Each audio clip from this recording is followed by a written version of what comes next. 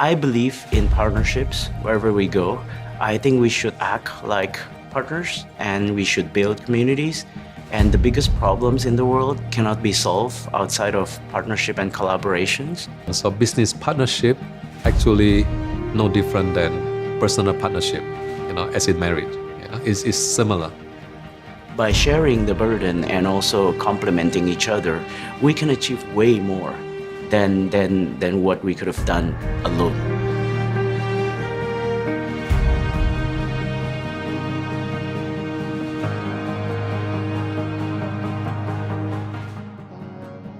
So the model where non-profit to do good and let the money do what it's best, which is the regular venture, just make the money, doesn't work in the face of modern world where we are facing systemic issues. And the reason that model doesn't work, at the end of the day, the non-profit, you will depend on the donors as well.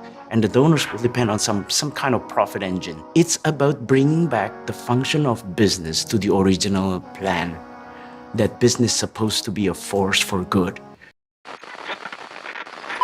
The word plastic can describe any material made of polymers, which are just large molecules consisting of the same repeating subunit. This includes all human-made plastics, as well as many of the materials found in living things. But in general, when people refer to plastics, they're referring to synthetic materials. Plastics began to replace other materials like wood, glass, and fabric in furniture, clothing, shoes, televisions, and radios. Versatile plastics opened up possibilities for packaging, mainly designed to keep food and other products fresh for longer.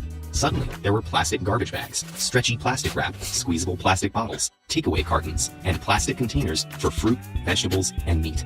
Within just a few decades, this multifaceted material ushered in what became known as the plastics century. While the plastics century brought convenience and cost-effectiveness, it also created staggering environmental problems. Plastic waste is piling up in the world's landfills, sewer systems, and in the ocean. You've probably heard about a giant trash island in the ocean. Maybe you've even heard how plastic is being found inside the fish we eat. The amount of solid plastic waste produced since the 1950s that has not been burned or recycled is around 4.9 billion tons. Over half of all plastic is used just once and then thrown away, taking hundreds of years to decompose. 100% of regular plastic is basically made from fossil fuel. But the oil production, extraction, which is very expensive, 100% used for energy. And then the residue, then they use it to produce the plastic. So the feedstock for regular plastic is actually a waste from energy production. That is why plastic is very, very cheap. And actually, plastic is one of the greatest invention of all time. Plastic makes our life easier. When you wake up every day, what do you do? First thing you grab is plastic. Toothbrush, right? It's plastic. Our glass, our clothing, mostly are polyester now. All industry use plastic. It's persistency that brings so much goodness and functionality, prolong the food life and everything, becomes double-edged sword when it becomes a waste. Because it's become microplastics, seeps into our water source, our food sources, everything. They do a research on all the mineral water all over the world, and they discover that there's microplastic inside our drinking water. And then in the fish, fish meat, in the chicken meat, they discover that's microplastic. Already there's a research showing that you and I eating 1 credit card's worth of plastic every week, 15 grams, 10 to 15 grams. So it's not a matter of if this will kill us, it's a matter of when.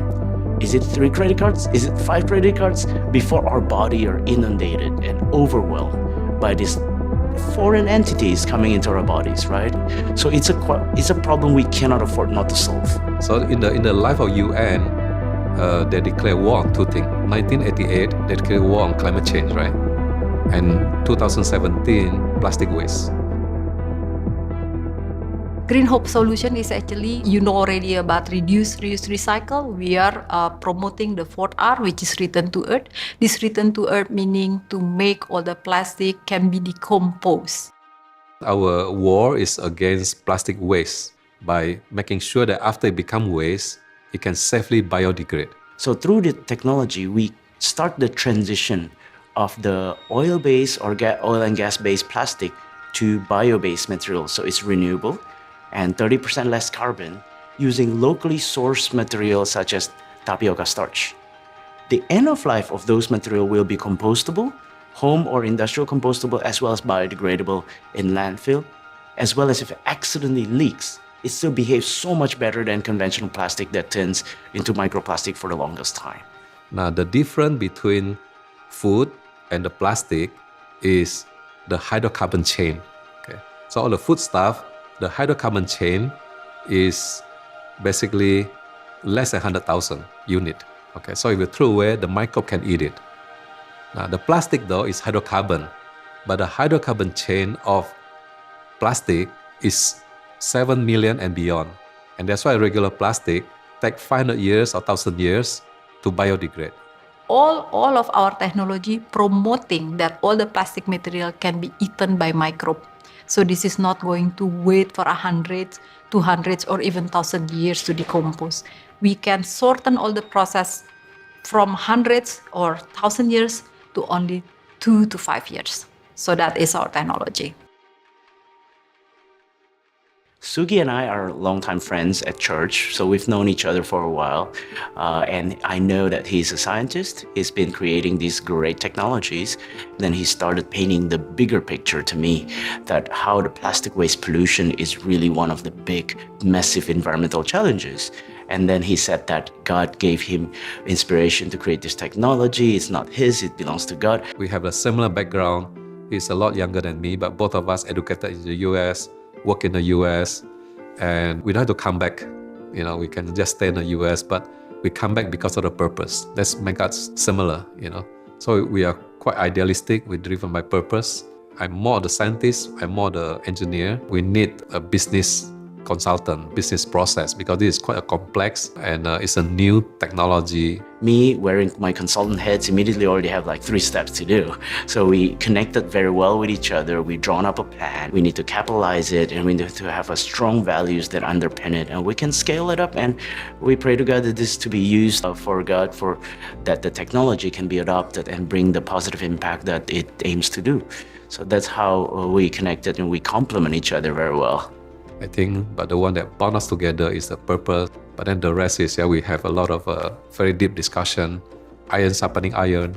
It's not without its challenges as partners, but that's where we grow. That's where we learn to talk it out. That's where we learn to really listen and develop all these other important skills that is necessary if we want to make a big impact. So Arga Karya was first introduced to Greenhope in a project that we were involved together. We would buy Greenhope's material. Through that materials, we would produce biodegradable or oxo-biodegradable plastic films in Arga Karya. It only took a very short while for me not to only know Greenhope, but to know the people behind Greenhope, the story, the narratives, and the worldview that the founders of Greenhope have been trying to do.